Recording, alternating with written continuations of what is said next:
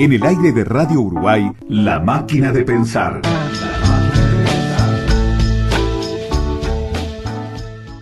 Amigos, le damos la bienvenida a Radio Uruguay y a La Máquina de Pensar a dos hombres que hicieron un trabajo sobre Bob Dylan y sobre un libro que manejamos durante toda la semana dedicada a Bob Dylan aquí en La Máquina de Pensar. Ellos son Miquel Izquierdo y José Moreno. Bienvenidos los dos a La Limón, va a ser esto. Pues nada, aquí estamos. A La Limón, en Uruguay... Bueno, no sé a La si... Limón con complicaciones telefónicas, pero a La Limón, sí. Bueno, el tema de la traducción y el tema de la comunicación tiene esto, que a veces sale bien y otras veces hay que apechugar. A La Limón me refiero a aquella modalidad de toreo que en el cual dos toreros torean el mismo toro. En este caso, José Moreno y Miquel Izquierdo eligieron un toro bastante complicado y sobre todo bastante potente. Me refiero a Bob Dylan y a este trabajo, a este libro que contiene todas las letras de Bob Dylan desde hasta el 2001, ¿no? Hasta el 2001. Exactamente, sí, desde el 61 me parece que es, desde el 62 al 2001 exactamente, sí. Estamos hablando de 1200 páginas que, entre otras cosas, es una edición que ha distribuye y ha editado aquí en Uruguay Océano. Sé que hubo una edición anterior, creo que de Alfaguara, pero en esta es la edición que está circulando en Montevideo. Se llama simplemente Bob Dylan, letras. Sus autores son Miquel Izquierdo, José Moreno, y después está el italiano. Hay un italiano, Alessandro Carrera, que es el que hace las notas. A ver, ¿cómo fue la idea de plantear esta propuesta, ¿no? Porque traducir todas las letras de Bob Dylan, estamos hablando de alguien que compone, no sé, muchísimo. Bueno, en realidad esto fue inicialmente un proyecto internacional, es decir, no fue solo una, digamos, empresa editorial hecha en España, sino que hubo una edición más o menos simultánea en italiano, en francés y en alemán, si no recuerdo mal, ¿no? Inicialmente era un proyecto de una editorial que se llama Global Rhythm Press, dedicada exclusivamente o casi exclusivamente a temas de música, y formaba parte también de un proyecto más general que incluía la publicación de las memorias de Dylan, el libro Crónicas, del que ha salido, me parece, solo el primer volumen, Crónicas 1. Y bueno, la cosa se planteó así. Lo que pasa es que, claro, la parte del león de todo ese proyecto era claramente la traducción de las letras, que es un trabajo, como tú mismo has dicho, monumental, ¿no? Y realmente complicado, vamos. Un trabajo que nos llevó pues prácticamente año y medio, ¿no? Entre unas cosas y otras. Aquí en la introducción, hay una introducción de Miquel Izquierdo, hay sí, una especie de prólogo también. Hay otra introducción, que no sé quién es, creo que es Miquel también el que la escribe, donde se menciona de este hombre una anécdota que yo realmente no conocía, en la cual Bob Dylan está con Leonard Cohen y Leonard Cohen le pregunta, bueno, ¿cuánto tardó en escribir el Aleluya? Y Leonard Cohen dice, yo mentí y le dije que solo tardé 2 años, pero en realidad fueron 3 o quizás 4. Y luego le pregunté cuánto había tardado él, Bob Dylan, en escribir I and I, y me contestó que 15 minutos, aunque sin duda mentira. Seguramente no había tardado ni 10. Bueno, esa anécdota yo creo que es muy significativa sobre digamos, el modo de componer y de escribir letras de Dylan. Y es que, significativa también porque en cierto modo explica el hecho de que en aproximadamente 40 años pudiera componer 600 y pico canciones, ¿no? Que ahora me imagino que rondarán las 700 o más, ¿no? Cuando, por ejemplo, Leonard Cohen probablemente tiene un cancionero que, si no recuerdo mal, no pasa de 40 o 45, ¿no? Bob Dylan claramente es un letrista intuitivo y además más bien fulgurante, no solo por esa anécdota, sino por otros datos con los que contamos. Sabemos que escribía a una velocidad, las letras a una velocidad de vértigo, que puede hacerse una canción prácticamente en una tarde, ¿no?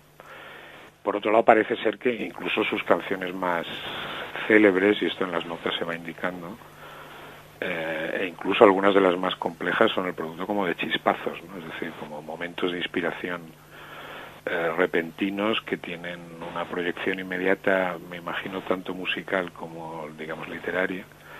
Y bueno, supongo que explica, ya digo, el tipo de composición que hace Dylan y de cierto modo también, y esta es la parte más preocupante para un traductor, también a veces no sé si la complejidad que la hay, sino el desconcierto que provocan estas letras, ¿no? Que a veces son realmente tienen una estructura caótica, ¿no? Difícil, muy difícil de trasladar a otra lengua, entre otras cosas porque ya es enormemente caótica en la original, en inglés, ¿no? Pero bueno, eso también da una idea de la diferencia entre Bob Dylan y Leonard Cohen, eso está claro. No, aparte me imagino no solo lo prolífico como letrista, alguien que aquí reitero en este libro está incluida solo la producción de Bob Dylan entre el 62 hasta el 2001. Yo no tengo una cifra de cuánto ha seguido produciendo Bob Dylan en esta década que pasó, ¿no? Porque entre el 2001 y el 2012. Sí. Pero aparte se le suma algo que creo que ustedes me pueden comentar, que es lo hermético de las letras, ¿no? Hay letras que son muy herméticas. Si en algo quizás introdujo o innovó Bob Dylan también a nivel de la canción popular, ¿no? De la canción masiva, es precisamente este perfil hermético que parece que incluso viene de la poesía simbolista, por ejemplo. Los orígenes, digamos, literarios o los antecedentes literarios de Dylan son muy variados.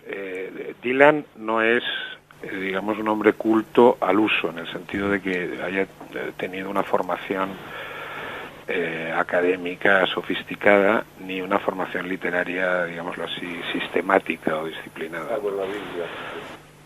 Ahora, o sea, Miquel Izquierdo me corrige, salvo con respecto a la Biblia. Y esta advertencia es fundamental porque la Biblia, de todas las fuentes literarias, de todas las fuentes que usa Dylan, la Biblia es la principal sin ningún género de dudas, lo cual, por otro lado, es comprensible teniendo en cuenta tanto el papel de la Biblia en la cultura y en la literatura norteamericana como en el hecho de que, bueno, al fin y al cabo procede de una familia judía, ¿no? Pero el resto de las influencias literarias, bueno, la otra obviamente es la tradición folk norteamericana, incluido el blues en este caso. Sí, sí, sí. Porque quiere decir, los tonos y ritmos tanto de la canción folk derivada o representada por Woody Guthrie y otros, también están claramente ahí, pero en fin, de todos modos, toda la obra de Dylan está salpicada de sus lecturas, yo que sé, de Rimbaud, de Shakespeare de vez en cuando, a veces la Divina Comedia, si ha leído un par románticos ingleses, me añade Miquel. En fin, está salpicado de influencias literarias muy diversas y da la sensación que muchas veces inmediatas, es decir, que una lectura reciente de alguna manera se traslada al texto. También hay, eso es interesante, transcripciones prácticamente literales de novelas populares que hoy son perfectamente desconocidas, de textos que leía y que de alguna manera le interesaban, probablemente no tanto por su contenido como porque le podía hacer gracia introducir eso en una letra, ¿no? Ahora bien, como decías, el hermetismo, no está muy claro que el hermetismo sea exactamente deliberado, sino que es un poco el resultado de su manera casi instintiva de plantearse las letras y además, eso hay que decirlo, de su desprecio por las convenciones literarias, que es prácticamente absoluto. De todos modos, yo no sé si Miquel tiene algo que decir sobre esto, y creo que sí, y le voy a pasar el teléfono, perdona. Dale. Hola, Miquel. ¿Qué tal? Me interesa, estamos hablando ahora de, digamos, el aspecto hermético de las canciones de Bob Dylan, que no todas son herméticas, pero bueno, tiene, digamos, es alguien que no se parece no preocuparse demasiado por la comunicación, digamos, por hacer totalmente accesibles sus canciones, sino que a veces busca, o le sale, vaya a ver uno, le sale algo que está rodeado, digamos, de un cierto misterio. En el documental que hiciera Martin Scorsese sobre él, No Direction Home, en un momento le pregunta, Joan Baez le pregunta, él le pregunta, ¿esta canción es mía o cuándo la hice? Y Joan Baez le dice, es una de las 8 versiones que hiciste y para mí quiere significar tal cosa. Y él se ríe y dice, sí, pero cuando la escuchen van a pensar que significa otra cosa. Sí, pero eso que es exactamente como lo cuentas también forma parte no solo de la intención literaria del personaje, o más que intención literaria, hay una vertiente que se ajusta más al personaje y a la voluntad de verter en la dimensión pública una figura que es inasible, y ahí hay mucho de vanidad que se disfraza de, básicamente, pues de ese misterio. Desde la incomunicabilidad de Dylan tiene mucho que ver, incluso con su modo de presentarse en público. No decir buenas noches, no saludar, no despedirse, tocar de espaldas. Hay mucho de personaje en el misterio de la calidad de las letras de Dylan. Por decir, trasciende incluso el mero hecho de ponerse a escribir de un modo u otro, según cómo.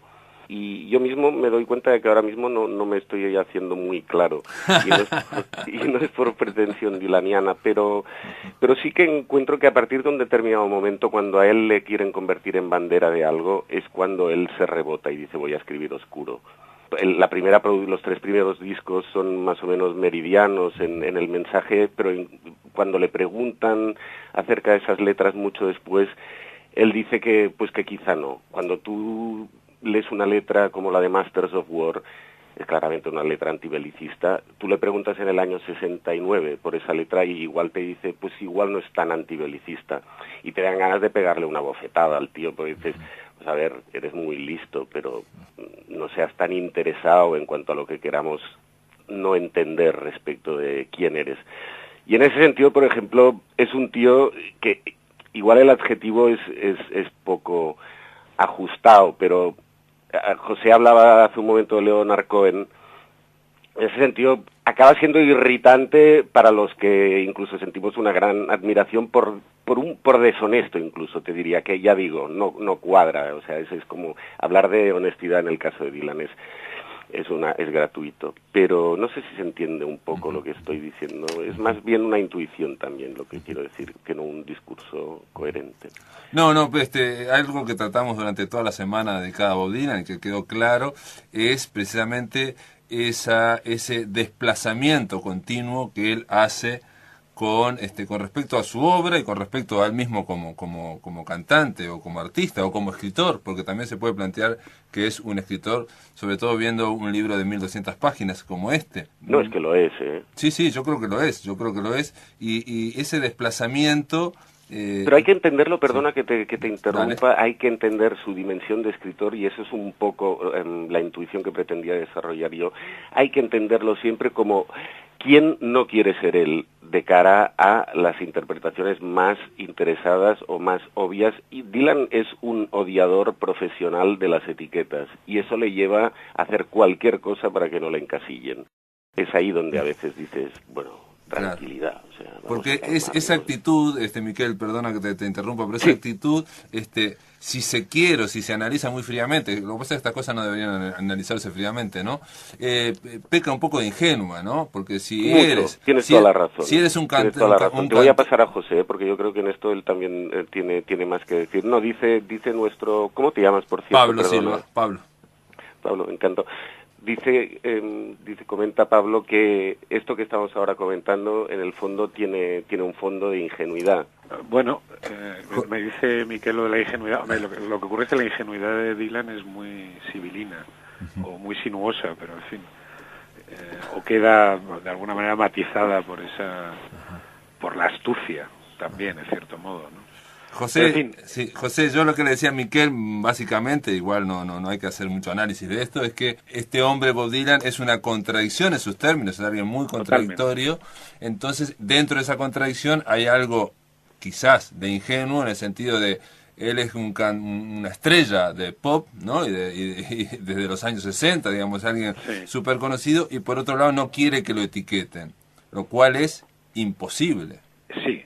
Es imposible, entre otras cosas, porque él mismo, de alguna manera, ha odiado las etiquetas, inscribiéndose una y otra vez en distintas etiquetas. Esta es la cuestión, es decir, y por otro lado es imposible, y esto ya es externo a Dylan, ser una figura de la música popular, una de las mayores, junto probablemente a los Beatles, los Rolling Stones, etcétera, y que la gente, es decir, el gran público, no te vaya encasillando dentro de un sitio o de otro. Es verdad que la última fase, las últimas fases de de Dylan son menos definidas y más, probablemente más ambiguas, pero en fin, si no se le etiqueta en su fase religiosa, pues que venga Dios y lo vea, ¿no? Es decir, cuando se lanza a emitir himnos al Señor y este tipo de cosas, ¿no? De todos modos, es que Dylan es una contradicción andante, es una contradicción constante, ¿no? Lo cual tampoco facilita mucho las tareas de traducción, eso está claro. Claro, ahora hablamos de la tarea de traducción. Digo, está bien ser una contradicción, está bien como artista, el tema es cuando uno es una estrella pop, porque, digamos, los medios de comunicación y la cultura pop tiene cierta mecánica que es, sí, yo creo que es insalvable, no se puede ir contra esa mecánica porque entonces ya no te conoce nadie, ¿no? Entonces eso genera unas estructuras, unos caracteres, no solo de etiqueta, sino de cierto perfil, ¿no? De cierto perfil cultural, que es contra el que este hombre siempre ha estado luchando una y otra vez, y como bien dices, la única forma de luchar es poniéndose otras etiquetas. Sí. Bueno, de hecho, perdona que te interrumpa, aquí hay una de las contradicciones más significativas y desde luego divertidas en el asunto del etiquetaje o la clasificación, es que quizá la etiqueta que todos hemos acabado poniéndole a Dylan en la música pop o fuera de ella, la gran etiqueta es la del que rehúye las etiquetas, y esta paradoja es la de inclasificable, es decir, Dylan es el individuo que siempre se está fugando, y esa especie de huida constante acaba convirtiéndose, paradójicamente para él, en la gran etiqueta que lo ha distinguido prácticamente desde sus comienzos. Vamos, desde que rompe con lo que antes se llamaba, de una manera también un poco ingenua, canción protesta, ¿no? Básicamente, ¿no?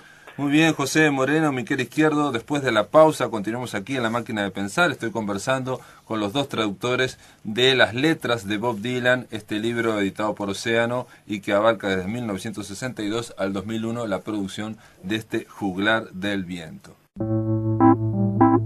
En el aire de Radio Uruguay, La Máquina de Pensar.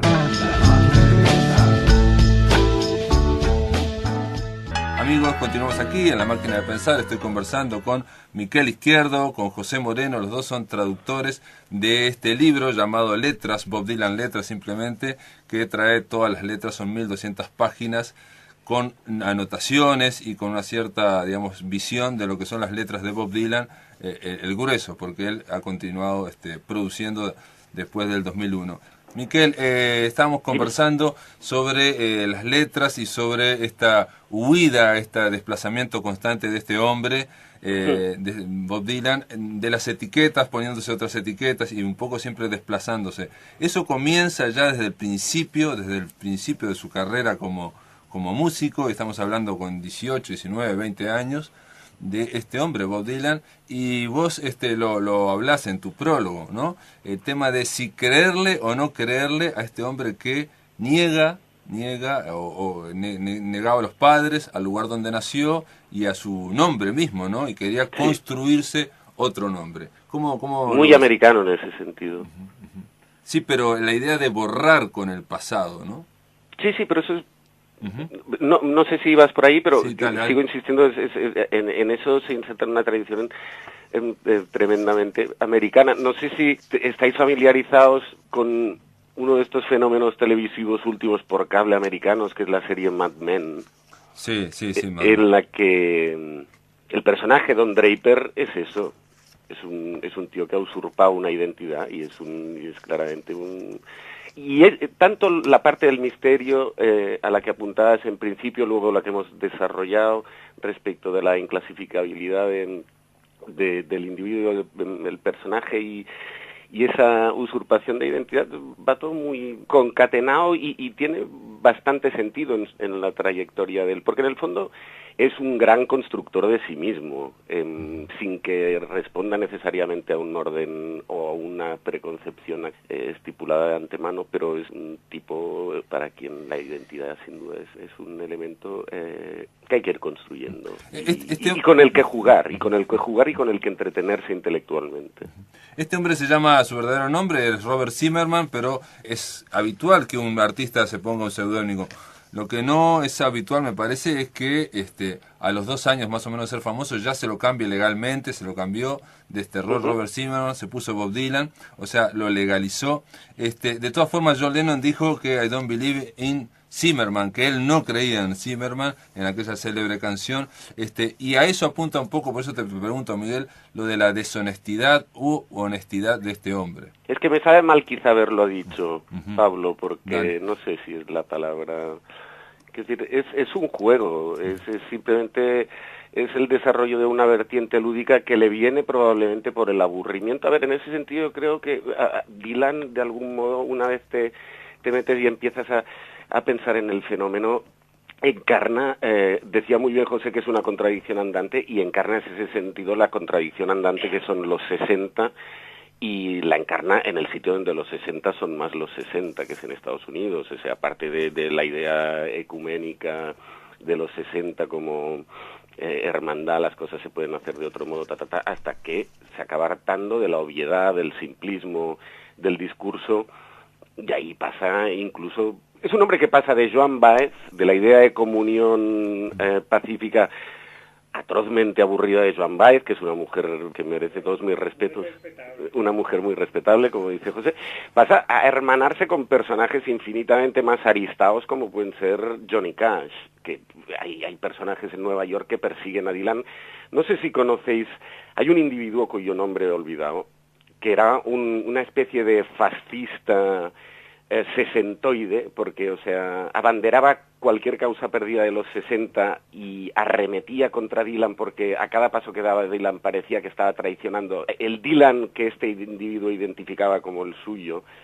Y en ese sentido es muy interesante eso. O sea, para mí, o sea, esta transición de Joan Baez a Johnny Cash, de algún modo, de la idea colectiva al individualismo absoluto, y los dos son perfectamente Dylan. Lo que no vas a conseguir es que él te dé la razón, vamos, no te la daría a ti, no se la daría a José, no me la daría a mí, en cualquier enfoque que planteemos sobre el individuo. José Moreno, ya estamos hablando, obviamente, digamos, delineando a este hombre que siempre es elusivo, evasivo, siempre está en desplazamiento, y eso se trasluce y es lo más importante, digo, porque en realidad no venimos a hablar de la psicología de Bob Dylan, sino de su obra que está en este libro, y uno de los detalles es que esas canciones, algunas célebres, otras no tan célebres, esa producción brutal, él ha generado versiones que ha ido cambiando. Entonces él va cambiando y va metiendo una palabra, va metiendo otra, y de hecho en algunas notas aquí de Alessandro Carrera, él dice, bueno, en tal concierto dice tal frase y le da un significado, en tal otro dice otra frase y le da otro verso. ¿Cómo hicieron ustedes para traducir estos 40 años de producción de Bob Dylan? ¿Cómo hicieron para fijar las versiones? Bueno, vamos a ver, en principio nosotros recibimos de Estados Unidos lo que se consideraba la versión oficial y teóricamente definitiva de esas letras, ¿no? Ahora bien, hay que tener en cuenta que en la inmensa mayoría de los casos lo que teníamos delante son transcripciones de las letras cantadas y grabadas, normalmente transcripciones de la primera grabación, o de lo que se puede considerar la grabación canónica. ¿Qué ocurre? Bueno, aquí hay otro factor importante que tiene que ver con las letras mismas, y es que a veces Bob Dylan es incomprensible, me refiero cuando canta, no ya que sus letras sean enigmáticas, sino que ni el oído más avezado en el más oscuro de los ingleses puede a veces detectar qué es exactamente lo que está diciendo. Entonces, claro, primero hay variaciones en la transcripción porque no está claro lo que ha cantado o lo que ha dicho, con esa voz brutalmente nasal, ¿no? Y luego porque va, como se indica en las notas, y has recordado, porque efectivamente va cambiando las letras de un disco, bueno, de una actuación a otra, ¿no? Porque muchas de las grabaciones están tomadas en directo, ¿no? En realidad aquí nos dieron una versión, tuvimos que aceptarla como versión definitiva, y poco más podíamos hacer. Lo único después, el italiano Alessandro, que hizo un trabajo detectivesco realmente, pues fue detectando esas variaciones, ¿no? Pero en fin, nos atuvimos a lo que nos dieron, básicamente. Ustedes aclaran que el libro, uno de los libros referenciales de este hombre, Bob Dylan, es la Biblia. Entonces, para traducir determinadas alusiones bíblicas usan una Biblia en español, la de Cipriano Varela, pero también viendo las notas de este italiano, Sí. a mí me sorprende que muchas veces se dice, esto quizás haga referencia a Isaías, o quizás haga referencia a Moisés, o quizás, y como que este hombre, o que hace un trabajo muy importante, Alessandro Carrera, abre el abanico, y uno que ha leído más o menos el texto anterior de la canción dice, bueno, esto no me enteré de nada. No, claro, vamos a ver. Nosotros empleamos no solo la Biblia de Valera, sino también Nácar Colunga y otras versiones de la Biblia. Vamos a dejarlo claro, cuando la alusión bíblica es clara. Es decir, cuando el inglés podíamos entender claramente que, sin ningún tipo de duda, que en el texto original había una alusión bíblica o una cita bíblica, ¿no? Por ejemplo, me parece que incluso en el libro se aclara esto. Por ejemplo, es el caso de la referencia a las ovejas, digamos, perdidas en el monte y tal y cual, que en realidad en su forma clásica dentro de la Biblia, en la versión castellana, el castellano de la Biblia, es las ovejas descarriadas, ¿no? De ahí que haya que utilizar el término descarriado y no perdido, extraviado o cualquier otro, ¿no? Esos son los casos en que es claro. Ahora, está claro que luego las alusiones pueden ser muchísimo más oscuras o más ambiguas o más imprecisas, y ahí pues realmente el trabajo del traductor, el traductor no puede hacer gran cosa realmente. O sea, el traductor lo que puede hacer es simplemente intentar verter al castellano de la manera más fiel posible el original, y a Dios muy buenas, ¿no? Luego el exégeta o el crítico podrá decir, no, aquí seguramente alude a Mateo no sé cuántos o alude a Isaías 2:7, ¿no? Miquel, una cosa que quedaba clara con la conversación con José es que este hombre se desplaza y este hombre hace muchas versiones, o no sé si muchas versiones, pero hace versiones de sus propias canciones. En aquel documental que yo planteaba de Martin Scorsese, ahí Joan Baez, por ejemplo, menciona una canción y dice que hay Sí. ocho versiones, ¿no? Escritas mientras las estaba escribiendo. Luego, a lo largo del tiempo, a lo largo de décadas, las canta y él va variando. Eso, bueno, ya explicó José cómo trataron de fijar las versiones definitivas para traducirlas, pero las propias canciones en sí tienen varias interpretaciones o varios sentidos, o pueden tenerlo. ¿Cómo fue el trabajo con José Moreno para fijar, digamos, un significado, trasladarlo al español? Acá hay una poeta uruguaya que dice, que es traductora, que plantea que trasladar una poesía de un idioma a otro es como crear un fantasma de esa poesía. Sí, sí, sin duda, y en ese sentido, pues dándole la razón a esta poetisa, diríamos que nos limitamos a reproducir, José y yo nos limitamos a reproducir fantasmas, deseando, esperando otorgarle los mayores visos de verosimilitud, y la tarea ahí era simplemente de cooperación, digamos de antemano, que nos adscribimos mitad y mitad de manera más o menos arbitraria de la producción, del texto del cancionero, y una vez compuesto, la tarea heavy de armonización fue de José, que hizo, digamos, le hizo el repaso, la mano final para darle pues una cierta, para homologarlo, digamos. Y en cuanto al sentido, eso, quiero decir que discusiones en esa época bebíamos más, de manera que duraba más el debate, pero al final, básicamente, quizá por un criterio de edad y sabiduría, José era quien acababa cortando el bacalao. Pero Miquel, en este caso no estamos hablando solo de lo que puede ser un trabajo editorial, lo que es traducir solamente, yo que sé, no sé, traducir a un escritor, sino que también está el agregado de que estas canciones tienen un valor afectivo, disímil, distinto para cada uno. ¿Eso también pesa? Sí, mira, ahora estaría bien que estuviéramos en el estudio porque sería más vivo el debate, sin duda, si estuviéramos todos en Montevideo, pero quizá en ese sentido, me pregunta Pablo por la dimensión afectiva de las letras, y quizá en ese sentido, habiendo sido yo, osaría decir sin menoscabo de de la dedicación de nadie, yo creo, José, más dilaniano que tú en el pasado.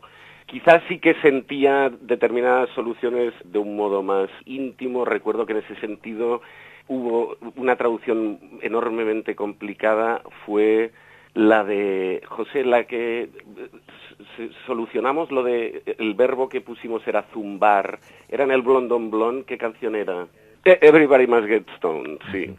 Y resolvimos zumbar. Eso probablemente en Uruguay puede resultar una solución extremadamente arbitraria de español peninsular, pero ¿ahí qué haces? Es lo que tu cabeza de traductor resuelve respecto de ese verbo en inglés, teniendo en cuenta que tiene 80 acepciones, y intentas optar por la solución léxica que en el español de aquí le resulte también más polivalente al personal que la lea.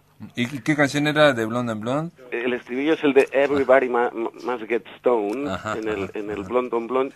Miquel, por ejemplo, aquí hay dilanianos durante esa semana que por un lado obviamente agradecieron ese trabajo, yo lo que me limité a entrevistarlos, a conversar con ellos, la mayoría... Y supongo que agradecieron y se cagaron en él. Exactamente, esa es la segunda parte de la que te iba a decir. Claro. Agradecieron y todos criticaron y dijeron que cada uno le decía una parte diferente del libro que estaba mal o que era lamentable. O sea, cada uno decía distintas, porque obviamente cada uno tenía sus expectativas. Incluso recuerdo uno nomás que vino a hablar solamente de un tema, que es de Llamando a las Puertas del Cielo, Knocking on Heaven's Door. Obviamente es uno de los temas más grandes de este hombre, pero a él le interesaba la otra canción que hay en Pat Garrett y Billy the Kid, y vino como loco, vino directo a preguntar, déjame leer la canción Billy, ¿no?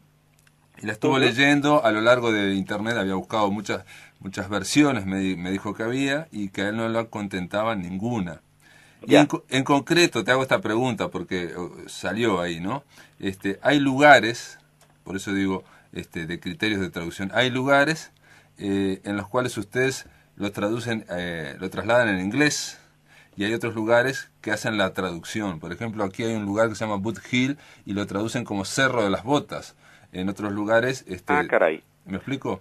Sí, perfectamente. Vamos a decir también que, bajando a la dimensión terrenal de lo que es el trabajo de cada cual, hay errores. Y ese sería uno, Pablo. Ese sería uno. No hay más, no hay mucho más que discutir. De todas maneras, en cuanto a la dimensión más sesuda del acto de traducir todo este cancionero, yo creo, y lamento pasarle la patata caliente, que José te será más de ayuda que yo. Amigos, después de la pausa, ahora José, si te parece, vamos a hacer una pausa para después continuar aquí en La Máquina de Pensar conversando con Miquel Izquierdo y José Moreno, los traductores de las letras de Bob Dylan. En el aire de Radio Uruguay, La Máquina de Pensar.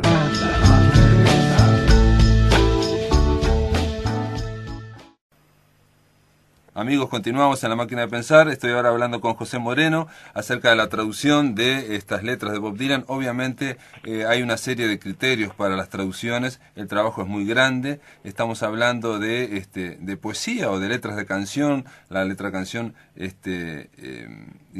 generalmente se basa en una cierta ambigüedad, y esa hay que trasladarla al español. José, simplemente le comentaba a Miquel que uno de los colaboradores que estuvo conversando con nosotros en la semana de Bob Dylan le interesaba en concreto una canción, porque los dilanianos por un lado los estiman por haber hecho este trabajo y por otro lado los critican porque no satisface.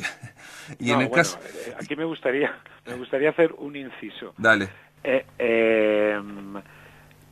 Los dilanianos son muchos, muy variados y algunos enormemente pesados. Es decir, el problema en este caso es que un hombre que ha despertado pasiones extremas, como Dylan, que incluso yo diría que en algunos casos próximas a lo religioso,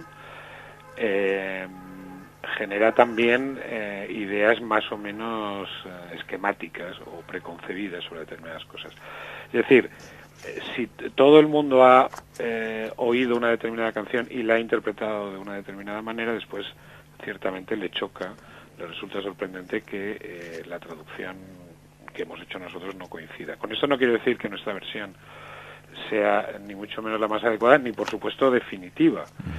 Pero en fin, aquí en España también recibimos algunas cartas indignadas sobre cómo se nos había ocurrido, e incluso insultantes, cómo se nos había ocurrido esta opción y no otra, ¿no? Bueno, he llegado incluso a recibir una carta curiosa desde Buenos Aires de una chica que se quejaba porque decía que la palabra que habría usado Dylan para no sé qué expresión, me imagino que una expresión malsonante era boludo, y que no sé qué expresión castellana no podía funcionar. Y yo le contesté diciendo, hombre, boludo es una traducción perfectamente válida, pero Dylan no habría usado nunca esa palabra. Tampoco habría usado la palabra gilipollas, es más común en España, ¿no? No lo sé, esto es una cuestión realmente complicada, pero bueno, es decir, toda traducción tiene sus detractores, es obvio, ¿no? No, lo que no he dicho, pero eso lo he dicho durante toda la semana, es que este libro tiene un resguardo, una garantía, que es bilingüe, ¿no? Esto es fundamental. Sí. Entonces, las quejas pueden correr, pero ahí está la verdad está del otro lado, no del lado izquierdo, en la página izquierda, ¿no? Eso da una cierta garantía para aquellos que les interese, digamos, ahondar. Yo creo que la lectura del libro, entre otras cosas, da una idea de el Bob Dylan escritor, ¿no? El Bob Dylan escritor. Ahora, yendo a una pregunta más personal, José, digo, haces trabajos editoriales, pero obviamente te debe gustar Dylan. ¿Cómo ha sido tu relación con Bob Dylan a lo largo de todo este tiempo? ¿Y cómo fue esa relación después de traducirlo? Bueno, cuando dices a lo largo de ese tiempo, ¿te refieres a lo largo de la traducción? Primero, a lo largo de las 4 décadas, digo, si te gustaba o no te gustaba. Dylan me ha gustado siempre muchísimo, la verdad. Especialmente algunas canciones.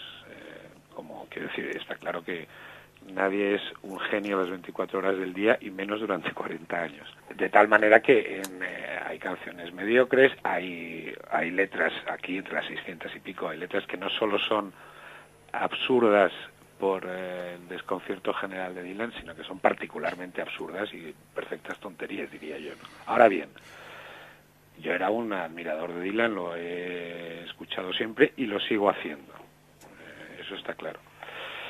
Ahora bien, durante la traducción, mi, digamos, vínculo afectivo, como decía antes Miquel, con respecto a Dylan, iba oscilando entre el amor y el odio con una facilidad pasmosa. Es decir, había momentos de auténtica irritación, de agotamiento, de cansancio, y también momentos de admiración renovada, ¿no? Al descubrir la agudeza de muchas de sus letras, la penetración de esas letras, a pesar, insisto, de que hayan sido escritas en muchos casos poco menos que a matacaballo, como decimos aquí en España, es decir, de una manera un poco desaseada, rápida y poco cuidadosa o diligente, ¿no? Y en fin, ahora debo decir que sigo escuchando a Bob Dylan. Lo que no hago es leer las letras en castellano, sinceramente. Bueno, te mando un abrazo. Ni en inglés, por otro lado, ¿eh? O sea, solo quería añadir una cuestión sobre, digamos, puramente, no técnica sobre la traducción. Es decir, hemos hablado de la oscuridad de Dylan y lo que sí quiero aclarar es que nosotros lo que de algún modo hemos intentado es trasladar esa misma oscuridad al castellano cuando la oscuridad era patente, ¿no? Es decir, aunque parezca contradictorio, cuando la oscuridad era luminosa había que trasladar la oscuridad, la ambigüedad, el desconcierto, eso no lo podía. Es decir, y más siendo como es una traducción bilingüe. Las traducciones bilingües son muy arriesgadas porque el traductor se expone al escarnio público de alguna manera, ¿no? Claro. Y entonces lo que hemos intentado es que muchas veces uno de los riesgos, el gran riesgo de un traductor, en muchas ocasiones, si no el mayor, uno de los mayores, es el intento de mejorar el original, no sé si me explico. Es decir, cuando te encuentras una novela o un texto que consideras deficiente en algún punto, de alguna manera mejoras o tiendes. Y nosotros no hemos hecho eso. Es decir, parece un poco presuntuoso decir que queríamos mejorar a Dylan, ¿no? Dios nos libre, no. Simplemente no hemos intentado poner luz donde no la hay. Claro, claro. Esa es la cuestión. Claro, claro. Y un poco como dijo... de interpretación, sí, porque esto es un traductor interpreta al fin y al cabo, lo que hemos hecho es detectar o buscar, digamos, respetar aquello que entendíamos como, de alguna manera, incomprensible y por lo tanto intraducible en términos, por decirlo así, convencionales, ¿no? Ahora bien, el riesgo de eso también es el gran problema entonces, y eso ha sido brutal, era intentar, digamos, no justificarnos bajo la capa de oscuridad cuando sí había algo que era interpretable claramente.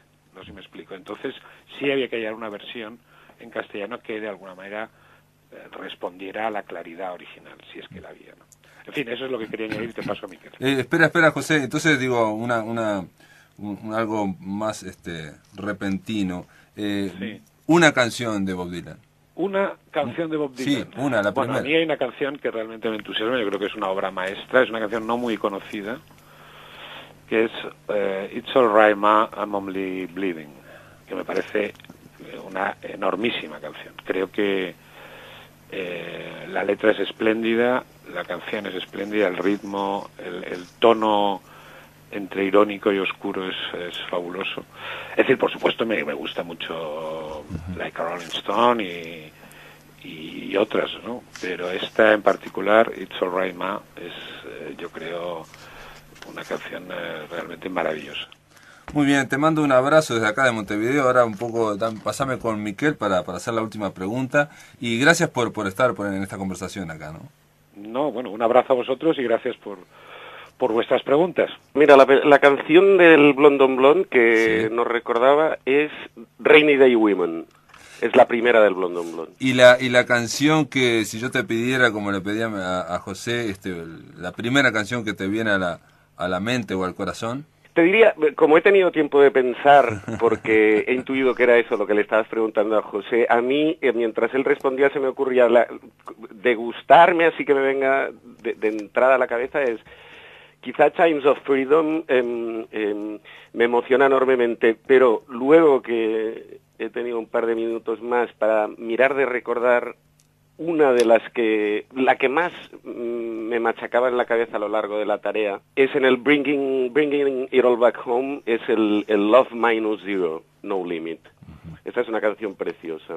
Y es una canción que, ya te digo, si no hubiera traducido el cancionero con José, la tendría perfectamente desatendida y no la recordaría en absoluto, pero como iba escuchando los álbumes a medida que trabajábamos, esta me quedó como realmente un hito, menos conocido y francamente muy, muy valioso. O sea que para vos, de alguna forma, este trabajo de traducción también significó un viaje y significó un redescubrimiento. Exacto, sí. un cambio con respecto a la idea que tenés de Bob Dylan. Sí. Pero no significó un cambio, significó una tarea de reapreciación del autor y de renovada admiración. O sea, efectivamente el elemento irritante, en mí no se da tanto como en José, porque yo soy más mitómano, pero lo es sin duda, y además nos reiríamos si nos pusiéramos con el anecdotario y etcétera, pero el hombre es inmenso. El escritor es inmenso, es grande, sí. En general, con respecto a España, estoy pensando ahora nada más, es alguien que tuvo mucha influencia, pero siempre se habla de Joaquín Sabina como alguien que puede seguir... Perdóname, con todo el respeto y digamos, apreciación por Joaquín Sabina, todavía hay clases. No, porque yo lo que quería contarte es que entrevistando a Luis Eduardo Aute también él me dijo que para él fue fundamental oír a Dylan porque que con una guitarra y 4 acordes se podía ir esa voz. Es mentira. Aquí, si Luis Eduardo Aute, Joaquín Sabina, quien sea, y ya te digo, ambos, los dos me parecen cantautores muy dignos, no pueden hablar de con una guitarra y 4 acordes. Dylan no es una guitarra y 4 acordes.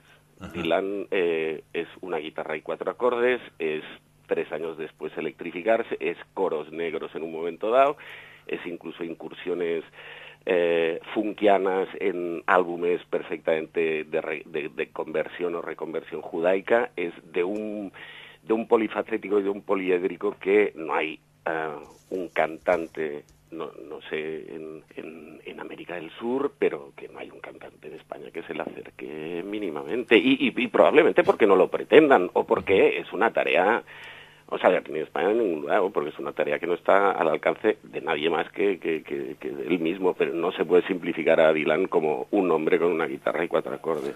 Como letrista ni en España ni en el mundo, dice José, y efectivamente es así. Es decir, eso sí que lo podemos decir con toda, o sea, con sangre, o sea, José y yo podemos afirmarlo sin lugar a dudas. Está bien, está bien. Bueno, Miquel Izquierdo, José Moreno, gracias por estar aquí en La Máquina de Pensar. Ha sido un placer conversar en torno a este hombre y en torno a estas letras, a este trabajo Bob Dylan Letras que editó Océano y que lleva, incluye las letras desde 1962 al 2001, 1200 páginas, que está aquí ahora, está distribuyéndose en las librerías de Montevideo. Les mando un abrazo a los dos desde Montevideo. Sí, muy amables, gracias a vosotros, que vaya bien. Chau, Suerte chau. en el programa.